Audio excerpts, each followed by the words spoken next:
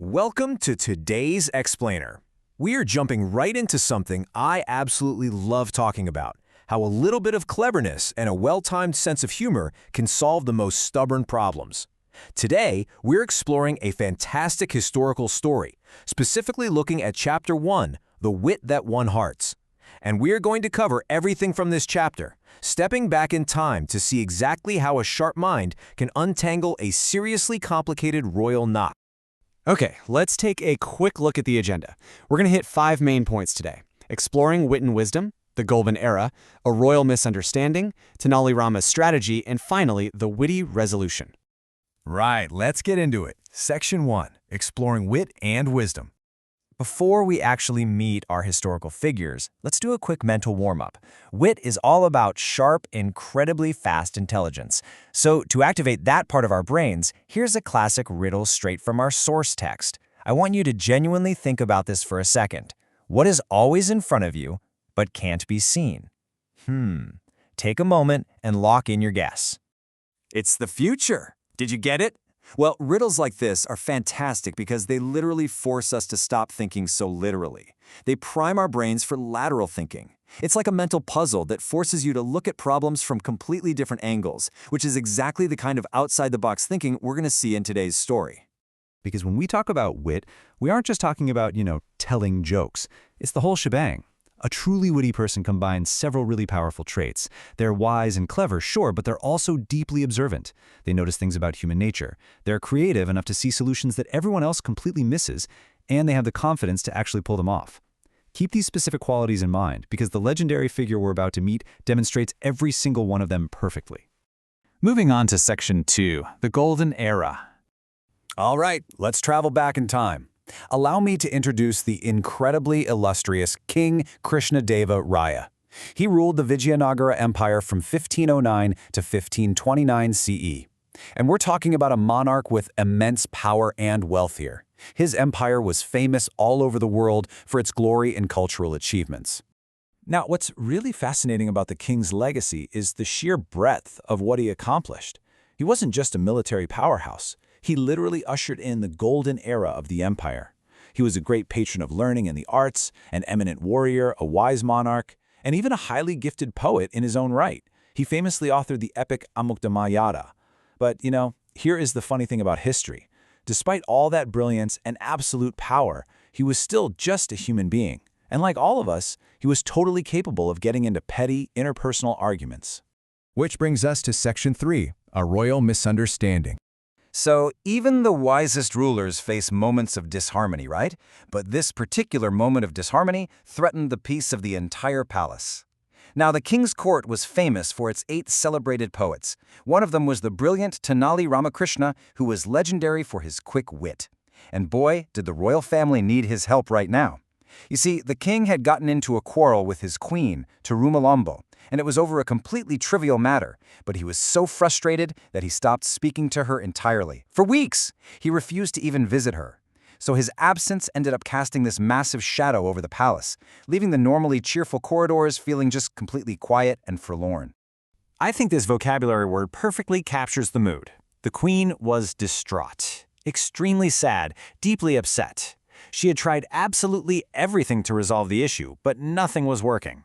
So, out of options, she sought out the only person who could possibly navigate the king's famous stubbornness, our witty advisor, Tenali Rama. And this is where we find out what actually happened. Listen to the queen's plight. She tells Rama that the king had come to her late in the evening to recite a brand new, kind of vague poem filled with suns, moons, and stars. It didn't make a lot of sense to her, and on top of that, she was just incredibly exhausted from a long day. So, she yawned, not once, but several times. Well, the king took this entirely the wrong way. He thought she was blatantly disrespecting his work, and he just stormed off. It was a tiny misunderstanding blown completely out of proportion. Okay, so how do we fix this? Section 4, Tenali Rama's strategy. So, what do you do when the most powerful man in the empire is throwing a weeks-long tantrum over a yawn? You can't exactly just tell him he's acting foolishly. That would be a terrible idea. Rama realizes right away that he needs a strategy, a very careful, well-planned approach. He tells the queen to give him a little time. He needs to find the perfect way to make the king see his own mistake without feeling attacked.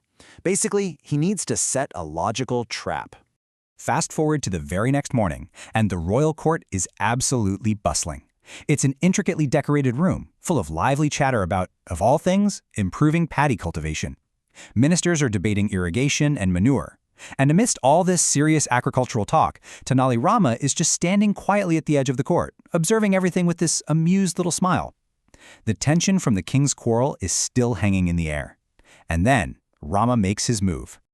Let's break down this masterclass in misdirection. First, Rama walks right up to the throne holding a plate full of completely regular paddy seeds. He bows low and announces to everyone that these are revolutionary seeds that will yield a harvest 3 times greater than normal.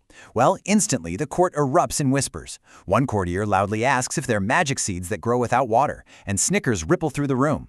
And just as Rama predicted, the king frowns, looks totally unimpressed, and calls the whole idea absurd, pointing out that seeds need special soil and care. Bam! The trap is set. Now, despite the entire court laughing at him and the king actively glaring in his direction, Rama is completely unfazed. He's not worried at all. In fact, he's just smiling because it's all going exactly according to plan. He calmly agrees with the king about the soil, but then he throws in a really curious caveat. He says, actually, the real issue isn't the seeds themselves, it's the person who sows them. And here comes the payoff. Section 5, the witty resolution. A sudden hush falls over the room. The king's eyebrows furrow, and he demands that Rama explain himself clearly. So, Rama looks around the court, pauses for a little dramatic effect, and delivers this absolute gem of a line. And what if the person had a habit of yawning while sowing? Wouldn't the seeds scatter unevenly? The sheer absurdity of that question just shatters the tension in the room. The whole court bursts into genuine laughter. Even the king is completely caught off guard. He sighs, and then, instinctively, he yawns himself. And that right there is the finishing move. Rama watches the king and gently delivers the undeniable truth. Your Majesty, is there anyone in this world who does not yawn? It is as natural as breathing. So the crucial point here is that yawning is involuntary. It's a universal human experience. In one swift, hilarious stroke, Rama corners the king with logic, forcing him to confront the ridiculousness of his own anger. As Rama's words sort of hang in the air, you can see the realization dawn on the king's face. He thinks back to the quarrel. He remembers scolding his queen so harshly just because she was tired. He finally realizes that a yawn is just a biological function. It wasn't a deliberate gesture.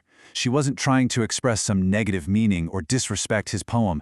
Regret instantly washes over him as he realizes how unfair he'd been. And this, right here, brilliantly illustrates the true power of wit. By using a little bit of humor, keen observation, and a highly creative scenario, Tenali Rama completely bypassed the king's ego. He gave the king a graceful way to see his own mistake. So the story concludes with the king and queen happily reunited, and harmony is totally restored to the palace, all thanks to a perfectly executed strategy of cleverness. As we wrap up this explainer, I want to leave you with a question straight from our source material to think about today. Look back at your own life for a second. Have you ever been in a situation where a tiny misunderstanding, maybe a misinterpreted text message or, hey, a badly timed yawn, led to a massive problem? How did you resolve it? Did you go for a direct confrontation? Or could a little bit of Tenali Rama's wit, humor, and empathy have smoothed things over much faster? It's a pretty wonderful reminder of how powerful our communication tools truly are. Thank you so much for joining me for Chapter 1 today, and keep exploring.